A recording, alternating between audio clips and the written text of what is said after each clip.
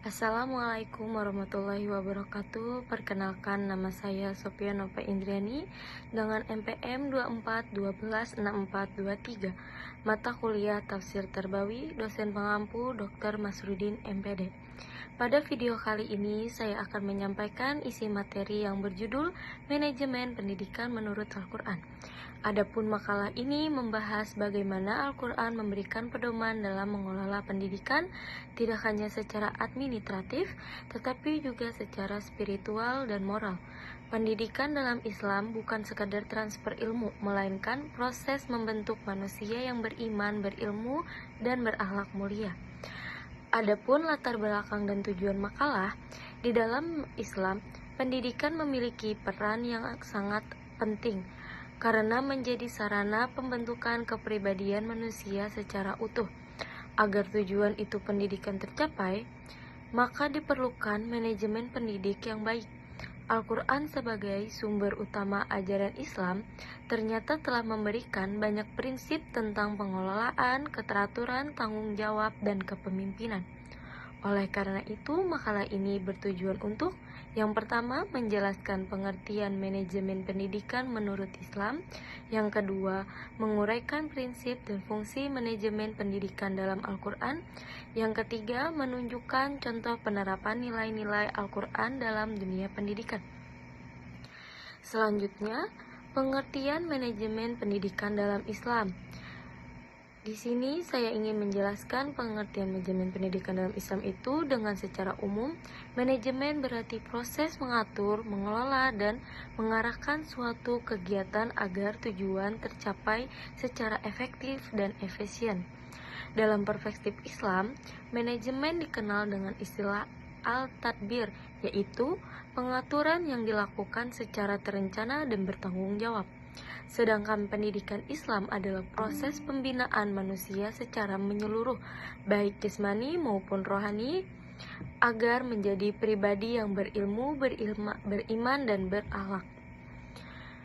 Jadi, manajemen pendidikan Islam dapat dipahami sebagai proses pengelolaan lembaga pendidikan secara Islami dengan memanfaatkan seluruh potensi dan sumber daya, berdasarkan nilai-nilai Al-Quran dan Sunnah. Dasar manajemen pendidikan Islam bersumber dari Al-Quran seperti Quran Surah As-Sod ayat 29 yang menegaskan Al-Quran sebagai sumber ilmu dan pelajaran. Selanjutnya As-Sunnah yang menegaskan kewajiban menuntut ilmu. Yang selanjutnya terakhir Ijma, yaitu kesepakatan para ulama dalam pengembangan pendidikan.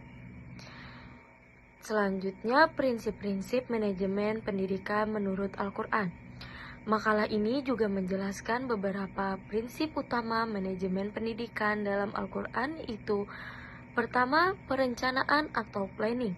Perencanaan sangat penting agar pendidikan berjalan terarah. Perencanaan mencakup tujuan, waktu, metode, dan penanggung jawab. Al-Quran juga mendorong umat Islam untuk berpikir ke depan dan mempersiapkan masa depan dengan baik. Yang kedua, musyawarah atau syura. Dalam pengambilan keputusan pendidikan, Islam menekankan musyawarah. Hal ini sesuai dengan Quran Surah Asy-Syura ayat 38. Musyawarah menciptakan keputusan yang adil, demokratis, dan sesuai kebutuhan semua pihak. Ketiga, keadilan. Manajemen pendidikan harus menjunjung keadilan, baik dalam pelayanan pendidikan, pembagian tugas, maupun penilaian siswa. Prinsip ini ditegaskan dalam Quran Surah An-Nahl ayat 90. Yang keempat, amanah dan tanggung jawab. Guru dan pemimpin pendidikan memegang amanah besar. Mereka bertanggung jawab atas ilmu, waktu, dan sumber daya yang dikelola, sebagaimana Quran Surah An-Nisa ayat 58. Yang kelima, terakhir, efektivitas dan efisiensi. Al-Quran melarang pemborosan, baik harta maupun waktu. Oleh karena itu, pendidikan harus dikelola secara tepat guna dan bermanfaat. Selanjutnya, fungsi-fungsi manajemen pendidikan dalam perspektif Al-Quran. Makalah ini juga membahas 4 fungsi utama manajemen pendidikan. Yang pertama, perencanaan atau planning.